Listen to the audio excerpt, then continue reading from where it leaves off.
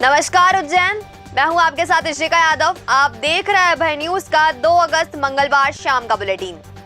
तो चलिए देखते हैं शहर के कुछ खास खबरें। इस बुलेटिन के प्रायोजक है आरके डेवलपर्स। शानदार घर खरीदें अब अपने बजट में।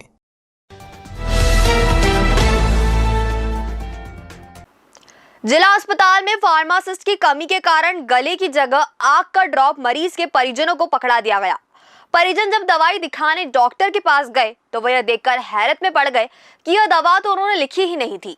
दवाई वितरण विभाग के एचआर का कहना है कि अधिकतर स्टाफ की ड्यूटी महाकालेश्वर मंदिर में लगा दी है। ऐसे में ट्रेनी नर्सें ही दवाइयों का वितरण कर रही है। वर्कलोड के कारण गलती हो गई। वजीर पार्क कॉलोनी के रहने वाले इलियास खान पत्नी फिरदौस बी को दिखाने जिला चिकित्सालय लाए थे। ENT specialist doctor BR Ratnakar ने उन्हें देखा था। उन्होंने फिरदौस को अस्पताल के दवा वितरण विभाग से दवाई लेने और उन्हें फिर से दिखाने का कहा था। इलियास खान जब वितरण केंद्र से दवाई लेकर लौटे और डॉक्टर रत्नाकर को दिखाई तो उन्होंने कहा, यह तो आंखों की दवाई है, इससे गला कैसे ठीक होगा, यह दवा तो मैंने लिखी ही नहीं। ऐसे में इलियास खान वापस वितरण केंद्र लौटे तो मौजूद लोगों ने अपनी गलती स्वीकार की। आइए इलियास खान से सुनते हैं पूरा माजरा। मैंने डॉक्टर साहब को बताया था मिसेस को, उसके गले में तकलीफ है। डॉक्टर साहब ने दवा लिख के पर्ची दिया कि आप वहाँ से ले लो मेडिकल से। जब मैं दवा लेके वापस डॉक्टर साहब के पास गया तो डॉक्टर साहब ने बोला ये दवा तो मैंने लिखी ही नहीं, ये तो आँख की दवा और सांस की दवा, गले की दवा तो है ही नहीं इसमें। अच्छा, इस टाइप से डॉक्टर, तो मैंने अभी यहाँ के फिर उनको बोला है। अब ये देखिए क्या होता है आगे। मैं डॉक्टर साहब से फिर बात कर रहा हूँ, सीएमओ साहब से बात करूँगा क्या, क्योंकि इस तरह से तो ये लोगों के जान के साथ खिलवाड़ कर रहे हैं। आँख की दवा दे रहे हैं, सांस की दवा दे रहे हैं। दवा देना चाहिए गले में इन्फेक्शन है, गले की दवा देना चाहिए। इस संबंध में जिला अस्पताल के दवा वितरण कक्ष के इंचार्ज विजय शर्मा ने बताया कि अधिकतर स्टाफ की ड्यूटी श्री महाकालेश्वर मंदिर में लगी है। ऐसे में ट्रेनी नर्सों के माध्यम से दवा का वितरण किया जा रहा है, इस वजह से यह गलती हो गई। अभी मैंने आरएमओ सर से बात की, सीएस सर से भी फ़ोन पे आपके सामने ही बात की है जी। उनका भी कहना यही है कि महाकाल में ड्यूटी लगी हुई है, स्टाफ सारा वहाँ पे इंगेज है, स्टाफ हमारे पास शॉर्टेज है, तो फार्मासिस्ट भी वहाँ पे बैठा हुआ है और ये भी नर्सिंग के स्टूडेंट्स हैं। अगर एक वो उनको मॉनिटर कर रहे हैं, एक कोई मेडिसिन गलती से ऐसी चली गई होगी, बाकी ऐसा होता नहीं है। जान का खिलवाड़ नहीं है, ऐसा होना नहीं चाहिए, वो चीज़ तो गलत है जी। लेकिन लीगली जो डिस्ट्रीब्यूशन की जहाँ तक बात है कि आप जैसे कह रहे हैं कि स्टूडेंट से नहीं बंटवाना, तो स्टूडेंट मेडिसिन नहीं बांट रहे हैं, उसके साथ में एक फार्मासिस्ट बैठा हुआ है। अच्छा। फार्मासिस्ट की निगरानी में बैठा है ना वहाँ पे फार्मासिस्ट। तो सर मतलब क्या आप फार्मासिस्ट की गलती मान सकते हैं इसमें कि उन्होंने चेक नहीं किया और बिना चेक के दवा दे दी? अब लेकिन लोड भी तो इतना है। आप ये देखिए 700 की ओपीडी जा रही है, 700 की ओपीडी के लिए सिर्फ 2 काउंटर हैं और एक फार्मासिस्ट है। उन्होंने यही कहा कि स्टाफ वहाँ पे लगाओ और आके वो देखते हैं, इसको देखेंगे, वो सुधरवाएंगे। रत्नाकर सर का शायद पर्चा था तो बोले उनसे बात करता हूँ। बहरहाल अस्पताल की यह व्यवस्था मरीज को काफी हद तक नुकसान पहुंचा सकती है। मंगलवार को ही प्रेमनगर निवासी गणेश जाट की बहन ज्योति को कान की जगह नाक में डालने का ड्रॉप दे दिया गया था।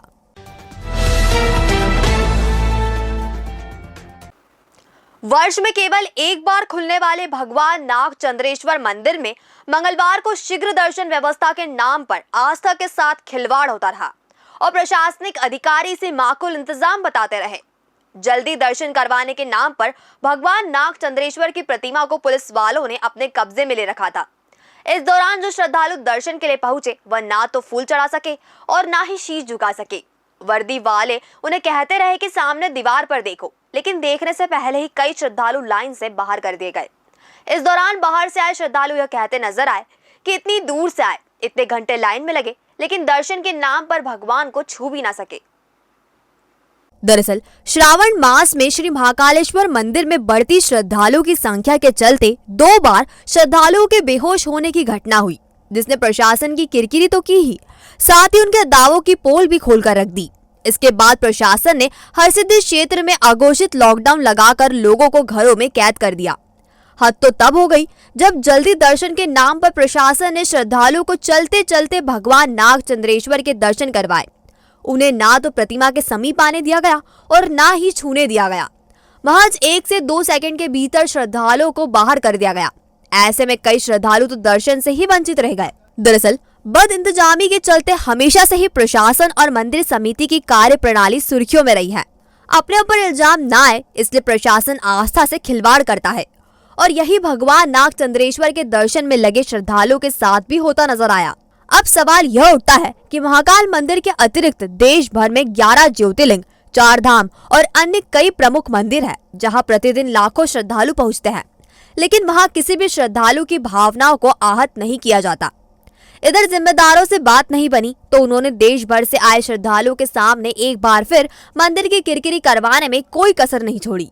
कानपुर से आया मैं, सुबह 6 बजे से लाइन में लगा हूँ, तब अब 2 बजे नंबर आया है हमारा, तब नाग चंद्रेश्वर जी के दर्शन अब हमने करे हैं।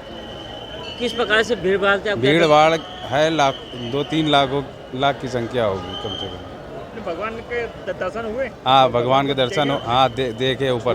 कितने देर में दर्शन होगा आपको? बात तुरंत 1 मिनट भी नहीं, जैसे ही मैं पहुँचा वैसे ही तुरंत यूँ किया यूँ करा, बस बाहर से हाथ जोड़ने के बाद संतुष्ट है आप दर्शन होगा? ठीक है, अभी संतोष है, इतना ही भगवान के दर्शन मिल के बहुत बड़ी बात है। कितने जने आए, कहाँ से आए? हम लोग आए 12 लोग, कानपुर से आए, गोविंद नगर से। सावन भादो मास में शहर में आने वाले बाहरी श्रद्धालुओं से ज्यादा किराया वसूलने वाले ऑटो चालकों पर कार्रवाई शुरू हो गई है। हेल्पलाइन पर मिली शिकायत के बाद एक ऑटो चालक का लाइसेंस 15 दिन के लिए सस्पेंड कर दिया गया है। प्रशासन ने ऑटो रिक्शा ड्राइवर द्वारा अधिक किराया वसूलने की शिकायत मिलने पर हेल्पलाइन नंबर 7049119001 जारी किया है। इस नंबर पर विशाल नामक यात्री ने शिकायत दर्ज कराई थी कि ऑटो रिक्शा क्रमांक MP 13-2556 के ड्राइवर मुबारिक ने काल भैरव से गोपाल मंदिर तक के लिए श्रद्धालुओं से 200 से 500 रुपए प्रति सवारी वसूले हैं। RTO संतोष कुमार मालवी ने संबंधित ऑटो रिक्शा ड्राइवर से पूछताछ की और दोषी मिलने पर उन्होंने ऑटो रिक्शा ड्राइवर का लाइसेंस 15 दिन के लिए निलंबित कर दिया है। ऑटो रिक्शा को भी 15 दिन तक सड़क पर नहीं निकालने की हिदायत दी है।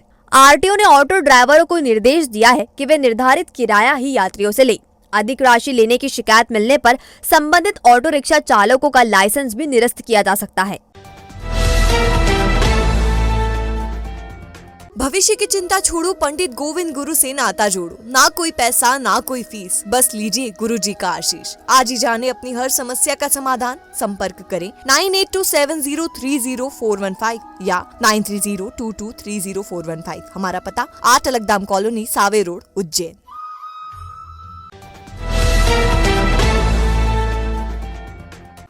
जिवाजीगंज थाने के सामने नामदारपुरा से बदमाशों ने एक साथ 3 मोटरसाइकिलें चुराई, फिर एक पुरानी होने से उसे छोड़ गए। 2 नई मोटरसाइकिलें बदमाश उठा ले गए हैं। मामला थाने तक पहुंचा है, लेकिन अभी रिपोर्ट दर्ज नहीं की गई है। चोरी की वारदात सोमवार मंगलवार की दरमियानी रात करीब 4:30 बजे हुई। अवंतीपुरा और नामदारपुरा में 3 युवक एक बाइक से आए। उन्होंने यहाँ रहने वाले सुनील पिता हरिओम सर्जरा की मोटरसाइकिल चुराई। सर्जरा गली नंबर 5 में रहता है। उसकी डिलक्स गाड़ी चुराकर वह अवंतीपुरा में पहुंचे और कृष्णा पिता बाबूलाल जाटव की पल्सर गाड़ी चुरा ली। 3 दिन पहले ही कृष्णा ने यह बाइक खरीदी थी। चोर नामदारपुरा के रवि पिता दिलीप सोलंकी के घर पहुंचे और उनके यहाँ से बजाज प्लेटिना चुरा ली। रवि ने 1.5 महीने पहले ही मोटरसाइकिल खरीदी थी। जाते जाते चोर सुनील की डिलक्स मोटरसाइकिल थाने की दीवार से खड़ी करके फरार हो गए। ढोली का काम करने वाला सुनील सुबह जब उठा और बाइक नहीं दिखी तो उसने आसपास बाइक तलाशी। थाने के पास से वह बाइक उठाकर ढोल बजाने निकल गया। पुलिस ने सुनील को बैठा रखा है। सर, रात को 10:30 बजे गाड़ी लाके मैंने खड़ी करी। सुबह 7:30 बजे जब मैं उठा, मेरे घर के बाहर गाड़ी देखता हूँ तो गाड़ी नहीं दिखी मुझे। फिर मैंने CCTV फुटेज चेक करे, उसमें गाड़ी एक मेरी और एक हमारे मित्र है, उनकी दोनों की गाड़ी एक साथ चोरी हुई है। गाड़ी चोरी जा रही है और थाने के जस्ट सामने से जा रही है। और कहीं होता तो ठीक है, तो थाने की दीवार से गाड़ी जा रही है। CCTV फुटेज आए हैं, अब देखते हैं सर उसके आधार पे। एक तो अंदर, एक को थाने में बिठा के रखा है। उनकी गाड़ी अगर चोरी होती है तो हैंडल लॉक वगैरह सब टूटा होता। उसकी गाड़ी का हैंडल लॉक वगैरह पूरा व्यवस्थित है और वो सुबह 6 बजे आके अपनी गाड़ी ले गया। भैया रात को 1:45 बजे तक तो मैंने देखी थी, गाड़ी थी।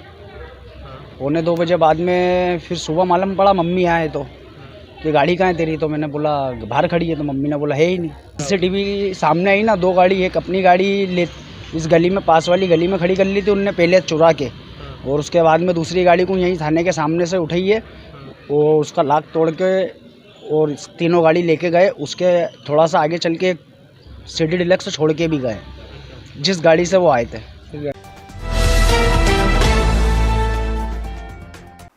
कोविड वैक्सीनेशन के लिए बुधवार को शहर में महाअभियान चलाया जाएगा। जिला टास्क फोर्स ने यह फैसला किया है। मंगलवार को जिला पंचायत CEO अंकिता धाकरे की अध्यक्षता में जिला टास्क फोर्स कमेटी की बैठक में कोविड-19 टीकाकरण महाअभियान का 100% लक्ष्य हासिल करने की योजना पर विचार विमर्श किया गया। कोविड वैक्सीन अमृत महोत्सव के तहत 30 सितंबर तक 18 वर्ष से अधिक आयु वर्ग के पात्र नागरिकों को कोविड-19 टीके का प्रिकॉशन डोज निःशुल्क लगाया जा रहा है। इसके लिए 3, 17, 31 अगस्त एवं 14 व 28 सितंबर को वैक्सीनेशन महाअभियान होंगे। कल होने वाले अभियान में 18 वर्ष तक और अधिक उम्र के नागरिकों को तीसरा बूस्टर डोज निःशुल्क लगाया जाएगा। टीकाकरण के लिए उज्जैन शहर में टीकाकरण केंद्र स्थापित किए गए हैं। अखिल भारतीय ब्राह्मण एकता परिषद ने ब्राह्मण समाज के बच्चों को प्रतियोगी परीक्षा की तैयारी कराने की निःशुल्क व्यवस्था शुरू की है। पहले चरण में नई दिल्ली में 50 बच्चों को योजना की तैयारी कराई जाएगी। परिषद के राष्ट्रीय महासचिव पंडित श्याम शुक्ला ने बताया, पीएससी, यूपीपीएससी, एमपीपीएससी, बीपीएससी के 50 बच्चों की तैयारी परिषद की तरफ से दिल्ली में कराई जा रही है। इसके तहत उनकी शिक्षा, आवास, भोजन की व्यवस्था की जाएगी। बच्चों का एडमिशन इंटरव्यू से किया जाएगा। इंटरव्यू परिषद की पैनल करेगी। शुरुआती 2 वर्ष में 50 बच्चों को प्रवेश दिया जाएगा। बाद में यह संख्या बढ़ाकर 100 तक की जा सकती है। सप्ताह में 6 दिन 8 घंटे तक पढ़ाया जाएगा। इसमें 4 घंटे कोर्स के लिए और 2 घंटे ग्रुप डिस्कशन के होंगे। सप्ताह में 1 बार एग्जाम होगी और 2 दिन मेंटर की 2-2 घंटे की क्लास रहेगी। आइए श्याम शुक्ला से ही जानते हैं पूरी योजना के बारे में। अखिल भारतीय ब्राह्मण एकता परिषद की तरफ से पूरे देश में जो भी होनहार विद्यार्थी हैं ब्राह्मण समुदाय के, उन ऐसे 50 बच्चों को हम लोग चयन कर रहे हैं जिनके रहने खाने की व्यवस्था, उनकी पढ़ाई की व्यवस्था अखिल भारतीय ब्राह्मण एकता परिषद की तरफ से नोएडा कार्यालय में निःशुल्क कराई जाएगी। जो 50 बच्चे चयनित होंगे उनका ऑनलाइन एग्ज़ाम लिया जाएगा और एक इंटरव्यू के आधार पर उनका चयन किया जाएगा। जो बच्चे उसमें गरीब परिवार से आते हैं उनको वरीयता दी जाएगी। हम लोग 50 ऐसे बच्चों को वरीयता देंगे जो आगे चल के समाज का नाम रोशन कर सकते हैं। साथ में किसी कारणवश अगर 50 में उनका सिलेक्शन नहीं होता है तो 150 बच्चों को ऑनलाइन शिक्षा की व्यवस्था की जाएगी। उनके लिए भी ये शिक्षा और तैयारी की व्यवस्था निःशुल्क रहेगी। जो भी नोट्स वगैरह मिलेंगे वो सारी चीज़ निःशुल्क दी जाएगी। तो कुल मिलाकर 200 बच्चों का प्रयास है कि अखिल भारतीय ब्राह्मण एकता परिषद 200 बच्चों को निःशुल्क शिक्षा की तैयारी शिक्षा कराए, जिससे चयनित होकर सिविल सर्विसेज में चयनित होकर ब्राह्मण समाज का नाम रोशन करे और देश की सेवा कर सके। इस मौके पर परिषद के प्रदेश संयोजक पंडित डॉक्टर निर्भय निर्दोष पाठक, प्रदेश महासचिव पंडित आशीष शर्मा, संभाग अध्यक्ष पंडित अभिजीत दुबे, चिकित्सा प्रकोष्ठ संयोजक डॉक्टर प्रशांत तिवारी, पंडित प्रकाश त्रिवेदी और पंडित संजय शुक्ला ने पुष्प मालाओं एवं दुपट्टा पहनाकर श्याम शुक्ला का स्वागत किया। और अब खबरें दे दनादन। पवासा के पांचाल ग्रुप ने श्रद्धालुओं को फरियाली खिचड़ी का वितरण किया। काफी लोगों ने खिचड़ी की प्रसादी ग्रहण की। हिंदू संगठन के प्रदेशाध्यक्ष पवन सोलंकी ने गरीब बस्तियों के बच्चों को पढ़ाई के लिए किताबें बांटी। सोलंकी ने बच्चों से कहा कि जरूरत होने पर वह उन्हें पढ़ाई में भी पीछे नहीं रहने देंगे। विधानसभा चुनाव के मद्देनजर 4 अगस्त को शाम 4 बजे मान्यता प्राप्त राजनीतिक दलों की बैठक आयोजित की जाएगी। बैठक नवीन प्रशासनिक संकुल स्थित उप जिला निर्वाचन अधिकारी के कार्यालय में होगी।